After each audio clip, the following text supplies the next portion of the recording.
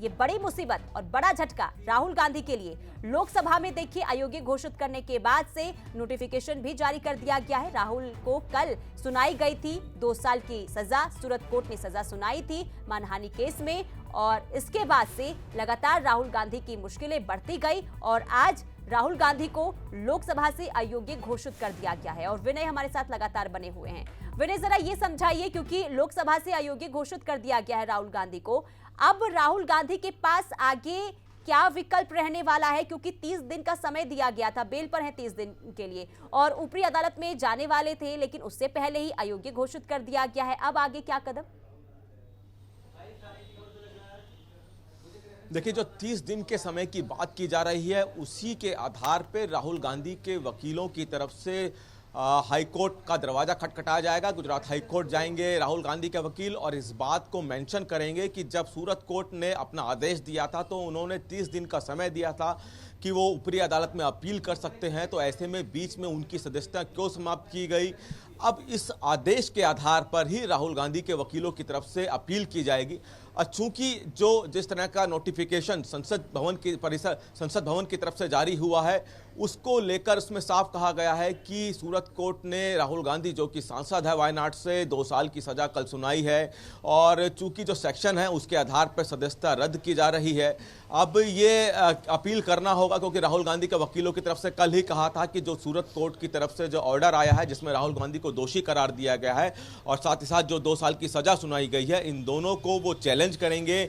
अब चैलेंज करना और ज़्यादा जल्दी और ज़रूरी हो गया है, क्योंकि सदस्यता समाप्त कर दी गई है राहुल गांधी की। कोर्ट ही एक फिलहाल अभी राहुल गांधी के सामने सहारा दिख रहा है। इससे पहले अभी कांग्रेस के सांसदों के द्वारा जिस तरह से मार्च किया गया, और कांग्रेस ने आने वाले सोमवार को भी सभी राज्यों को कहा है कि अपने अपने राज्य में प्रदेश कांग्रेस कमेटी द्वारा प्रदर्शन किया जाए। ये तमाम तैयारियां कांग्रेस कर ही रही थी, तो इस बीच झटका कांग्रेस के साथ साथ राहुल गांधी को भी लगा है। और शायद कभी राहुल गांधी ने भी नहीं सोचा होगा कि उनकी सदस्यता समाप्त होगी, और जो उन्होंने बयान दिया उसका मामला इतना बढ़ेगा और इतना उनको 2 साल की सजा के साथ साथ सदस्यता समाप्त तक की नौबत आ जाएगी। ये राहुल गांधी ने ना कभी सोचा होगा, ना ही शायद कभी किसी कांग्रेस के नेता ने इस बात को सोचा होगा।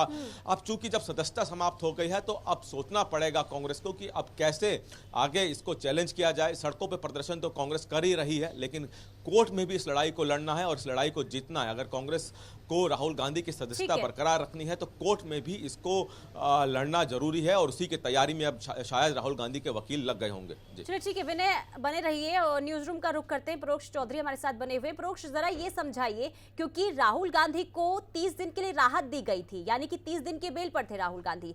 ऐसे में जो वकील से बातचीत हुई, उन्होंने साफ तौर पर यह कहा कि अभी राहुल गांधी की सदस्यता नहीं जा सकती है। ऐसे में लोकसभा से अयोग्य घोषित कर दिया गया है। आखिर कैसे और क्या इसके पीछे की वजह रही होगी, जरा ये समझाइए विस्तार से दर्शकों को।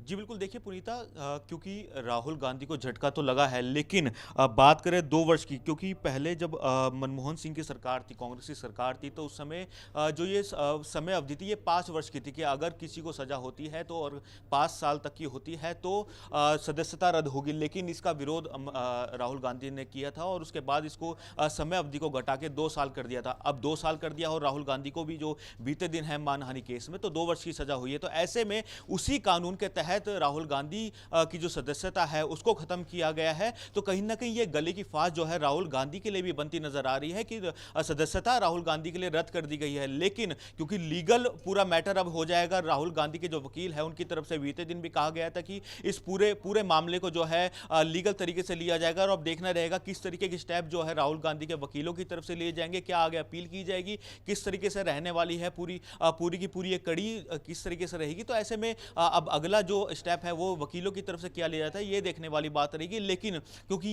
मनमोहन सिंह की सरकार के समय इसको बदला गया था, 5 वर्ष से 2 वर्ष कर दिया गया था, और उसी 2 वर्ष के कारण जो है अब राहुल गांधी के लिए ये फांस बनती नजर आ रही है, जब राहुल गांधी की सदस्यता जो है वो संसद से रद्द कर दी गई है। पुनीता, बिल्कुल ठीक है, बने रहिए। विनय के पास एक बार फिर चलते हैं।